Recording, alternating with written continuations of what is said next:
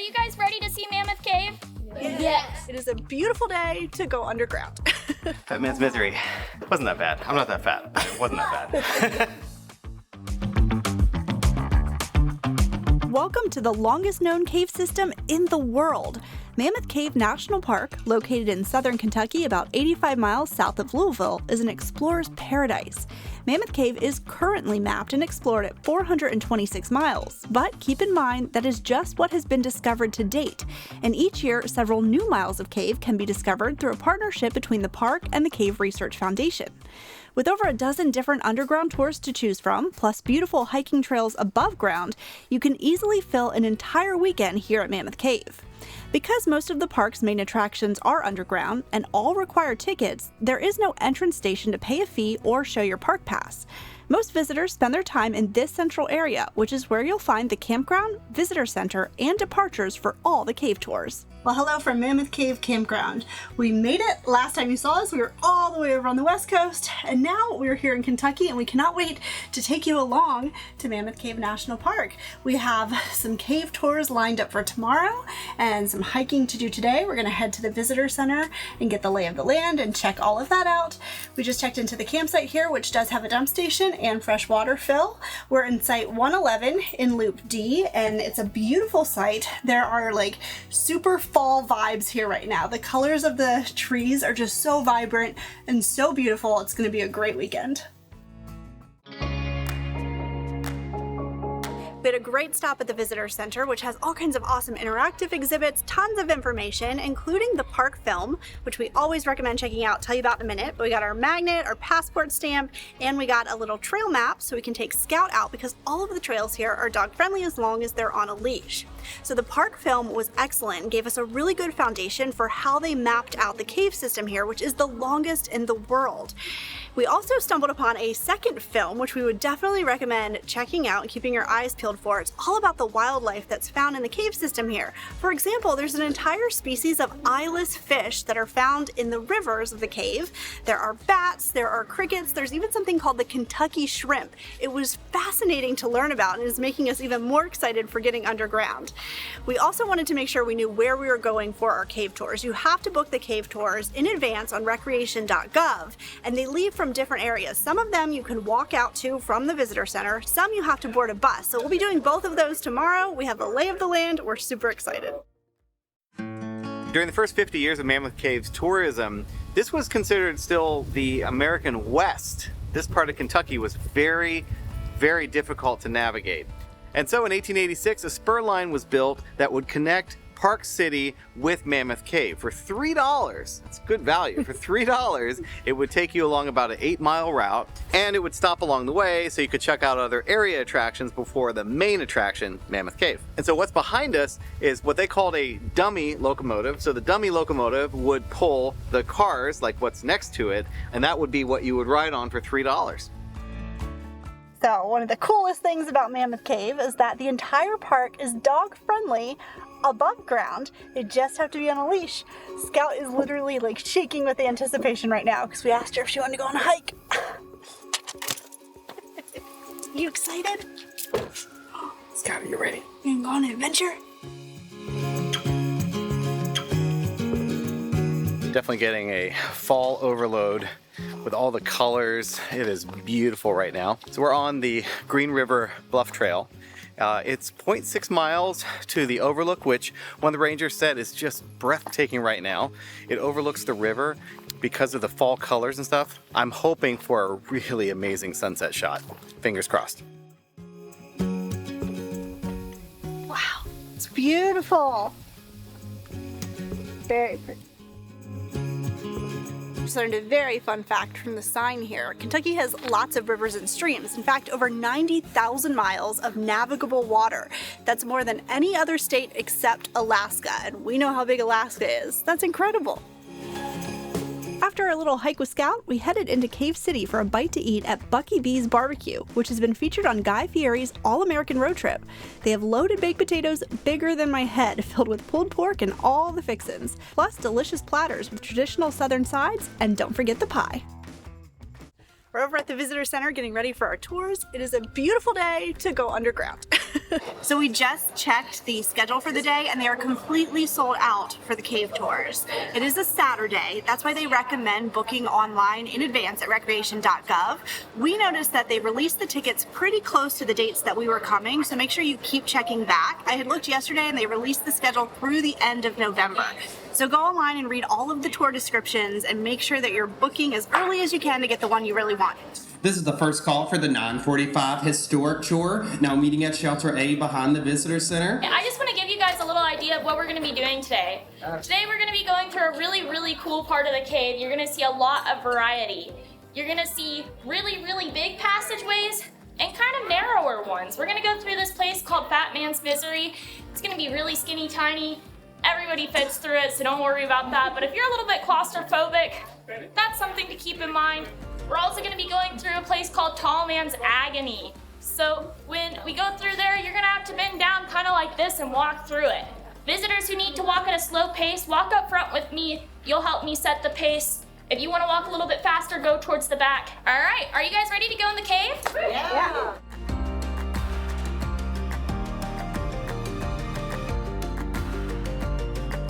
How do you guys like Mammoth Cave? Yeah. Do you guys notice anything different? Yeah, really dry, huh? I think I might have heard no stalactites, no stalagmites. So a lot of times people come to Mammoth Cave and they think, oh wow, there's no formations, what's going on here? But that's kind of what makes us special. So Mammoth Cave has a dry environment and that's caused by our sandstone cap rock.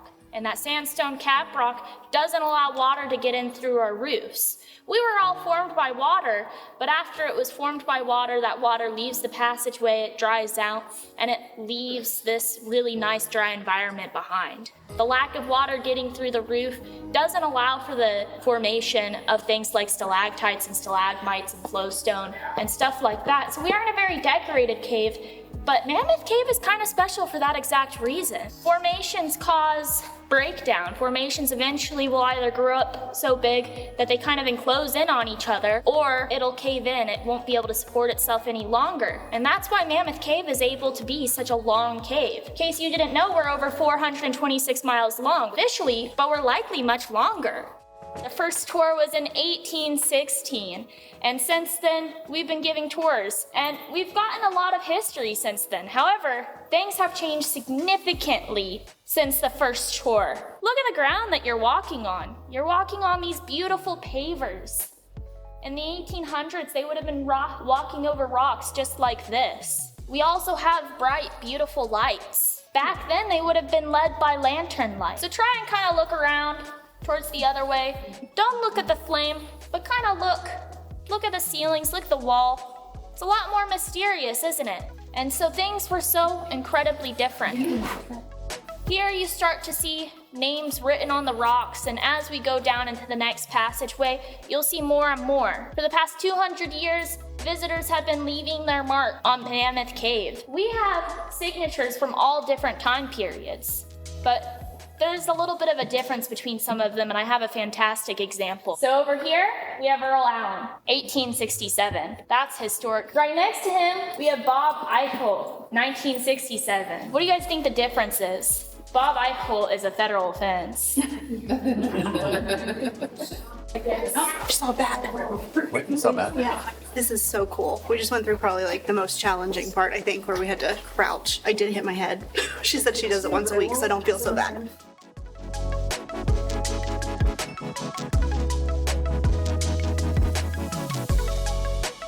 Come on, Katelyn.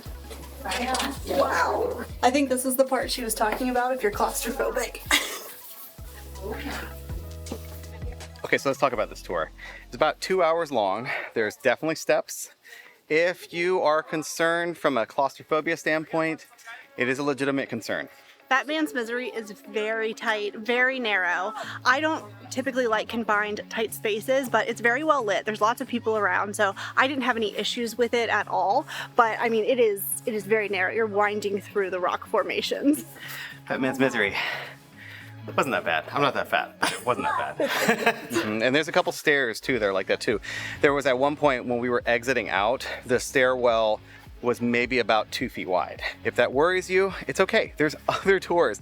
In fact, I didn't know this, but they actually offer a self-guided tour, but it's only offered on certain days, so it sounds like it's not every day. So you might want to check the schedule or call into the visitor center in order to find out. Regardless of which tour you end up doing, some points I would definitely make sure that you have very sturdy shoes. There is water dripping in certain areas and it can be slick, so you want something with good tread, and then definitely bring layers. It is significantly colder down there underground. Obviously there is no sunlight, it's about 50-ish degrees, so having lots of layers was really good, and now we can peel them off out here in the sunshine. Well, it is almost time for tour number 2. We're over at Shelter B. B is for bus, because we are getting on a bus and going to a completely different section of the cave. We're doing the Cleveland Avenue tour now. Here in just a moment, we're gonna head down to this entrance. We're gonna make our way inside the cave. I'm sure you folks all read the brochure before you came out here today, but in case you didn't and you don't know, you're about to enter the longest cave system on the entire planet.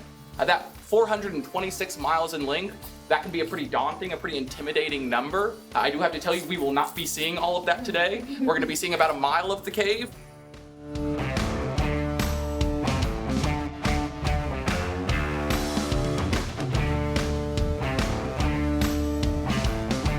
I'm here to welcome many of you to Mammoth Cave for the first time. It's passages like these that give the cave system its name.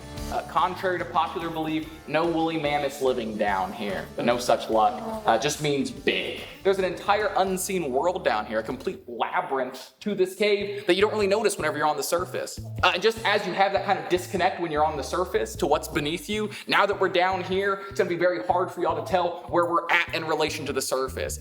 This section of cave we're on right now, we're in the Cleveland Avenue portion of the cave. And if you folks read your ticket, you may have noticed that they spelled Cleveland wrong. Or it looked that way. It's very embarrassing. Actually, it wasn't named after the city, Cleveland, or even the president. It was named after a college professor in the mid-1800s. The first person to ever discover this passage set foot in here right around 1840. He was an enslaved guy named Stephen Bishop. He was the first person to ever see these walls that we're looking at right now. And what he discovered on his way here were a lot of really incredible mineral formations. And that got him excited. He knew that tourists would want to see something like that. So they named this section Cleveland Avenue, kind of twofold process. Parker Cleveland was a very famous professor. He was considered the father of American mineralogy. So part of it, naming this section after him, kind of honored him, gave him a whole section of the cave named after him. But the other part was, because that man was so closely associated with minerals, naming this passage after him kind of gave visitors an idea of what they were gonna see down here. Parker Cleveland himself, unfortunately, was never able to make it out here to see the section of cave named after him. And that was due in large part to a few phobias he had. Parker Cleveland was petrified of the dark. So coming to Mammoth Cave in the mid-1800s was not an option for him. Surrounding us as we come into this section of the cave, we're seeing gypsum formations here. So this that I'm kind of lighting up right now is the most common type of gypsum we see inside the cave. Just kind of an all-encompassing fine crust growing across the entire ceiling right here. As I move my light over here, we see some different types of formations. These are oftentimes called gypsum flowers. They get that name because you can kind of see they start in a central point, and then these petals, so to speak, peel out from there. So you see they kind of stick out from the ceiling quite a bit further than that crust. A piece of the ceiling that fell off a very long time ago, we see some gypsum blisters right here. So we have all different types of shape, sizes, formations of the gypsum. I think you can tell they all kind of share that glimmer, that shininess amongst them though.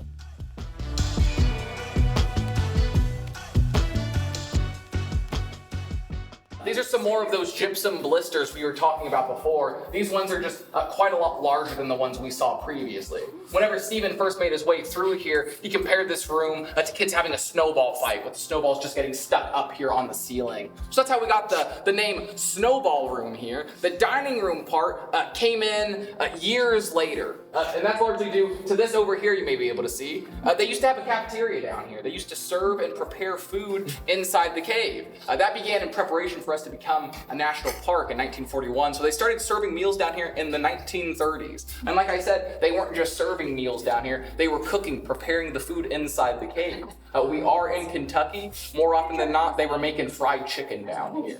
Unfortunately, all of the heat and moisture and condensation you get from cooking food down here is something that's never supposed to be present in a cool, dry cave like this.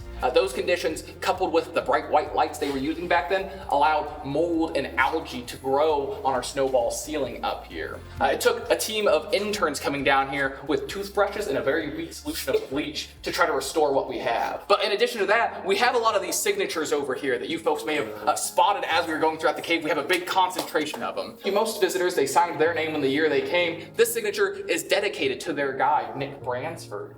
Nick Bransford, along with Stephen Bishop, along with all the guides prior to the American Civil War, were all enslaved men down here inside this cave. That's what makes this signature so interesting. The visitors who came here in the 1800s, they were very wealthy people. Oftentimes, people who owned slaves themselves. Whenever they got here, people like Nick, people like Stephen, wouldn't be acknowledged by them. They viewed them as property on the surface, nothing more. Once they got down inside this cave, though, there's quite a fascinating dynamic shift to this. Suddenly, these people that they wouldn't acknowledge, that they didn't respect, were the most important people in the world to them.